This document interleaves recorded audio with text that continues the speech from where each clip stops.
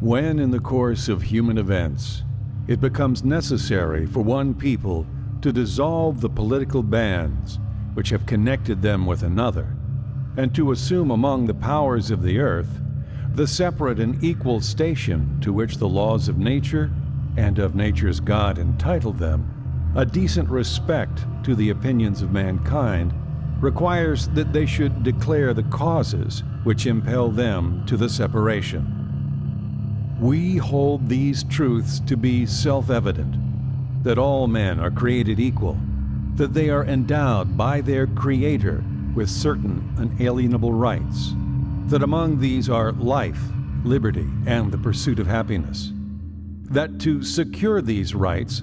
governments are instituted among men, deriving their just powers from the consent of the governed, that whenever any form of government becomes destructive of these ends, it is the right of the people to alter or abolish it, and to institute new government, laying its foundation on such principles and organizing its powers in such form as to them shall seem most likely to affect their safety and happiness. Prudence indeed will dictate that governments long established should not be changed for light and transient causes, and accordingly all experience hath shown that mankind are more disposed to suffer while evils are sufferable than to right themselves by abolishing the forms to which they are accustomed. But when a long train of abuses and usurpations, pursuing invariably the same object, evinces a design to reduce them under absolute despotism, it is their right, it is their duty to throw off such government, and to provide new guards for their future security. Such has been the patient sufferance of these colonies, and such is now the necessity which constrains them to alter their former systems of government. The history of the present King of Great Britain is a history of repeated injuries and usurpations, all having indirect object the establishment of an absolute tyranny over these states. To prove this, let facts be submitted to a candid world. He has refused his assent to laws, the most wholesome and necessary for the public good. He has forbidden his governors to pass laws of immediate and pressing importance unless suspended in their operation till his assent should be obtained.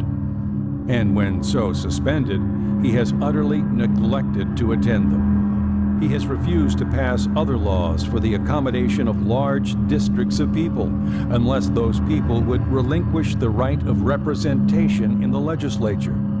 a right inestimable to them and formidable to tyrants only. He has called together legislative bodies at places unusual, uncomfortable, and distant from the depository of their public records, for the sole purpose of fatiguing them into compliance with his measures. He has dissolved representative houses repeatedly for opposing with manly firmness his invasions on the rights of the people. He has refused for a long time after such dissolutions to cause others to be elected, whereby the legislative powers incapable of annihilation have returned to the people at large for their exercise, the state remaining in the meantime exposed to all the dangers of invasion from without and convulsions within. He has endeavored to prevent the population of these states, for that purpose obstructing the laws of naturalization of foreigners, refusing to pass others to encourage their migrations hither, and raising the conditions of new appropriations of lands. He has obstructed the administration of justice by refusing his assent to laws for establishing judiciary powers. He has made judges dependent on his will alone for the tenure of their offices and the amount and payment of their salaries. He has erected a multitude of new offices and sent hither swarms of officers to harass our people and eat out their substance.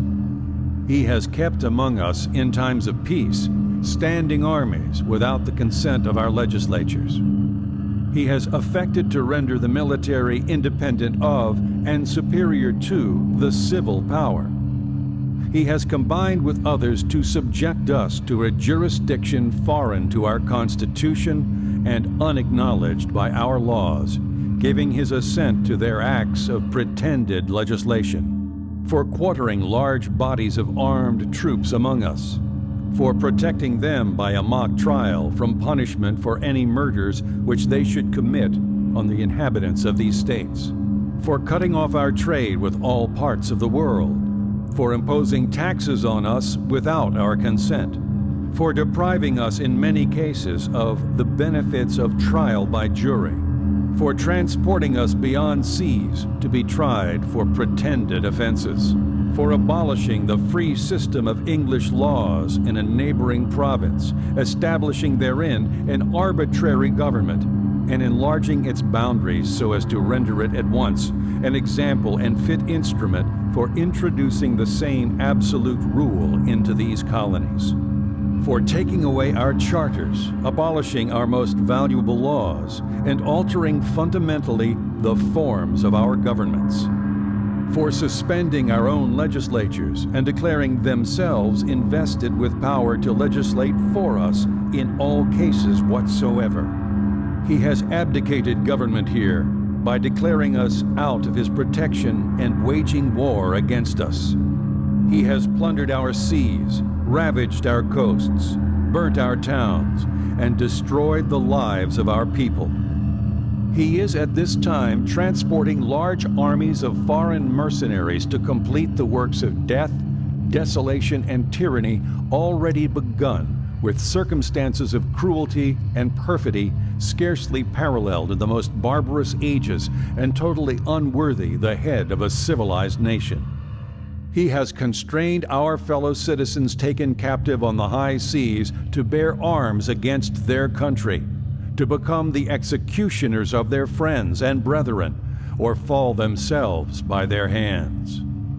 He has excited domestic insurrections amongst us, and has endeavored to bring on the inhabitants of our frontiers, the merciless Indian savages, whose known rule of warfare is an undistinguished destruction of all ages, sexes, and conditions.